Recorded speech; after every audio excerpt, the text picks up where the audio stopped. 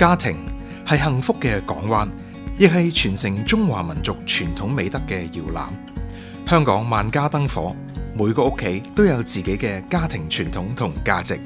良好嘅家教家風，不但對於培養出有承擔同仁善嘅下一代至為重要，更係社會和諧穩定嘅基石。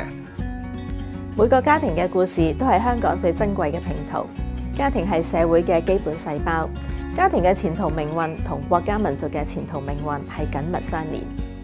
為咗進一步宣揚良好嘅家庭價值，民政及青年事務局同埋家庭議會合辦全港美好家庭選舉，藉住表揚相敬相愛、互相關懷支持嘅家庭，向社會大眾宣揚良好家庭價值同埋傳承良好嘅家風同埋美德嘅重要性。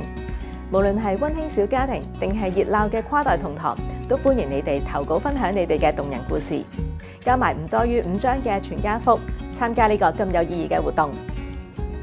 今次活動設有15個獎項，分別係10個美好家庭獎同埋5個良好家教家風傳承獎。得獎家庭可以獲得豐富獎品，包括主題公園入場券同埋酒店住宿、家庭攝影服務同埋禮券。全港美好家庭選舉，傳承美好，以愛建家。而家接受報名啦！大家一齊報名參加啦！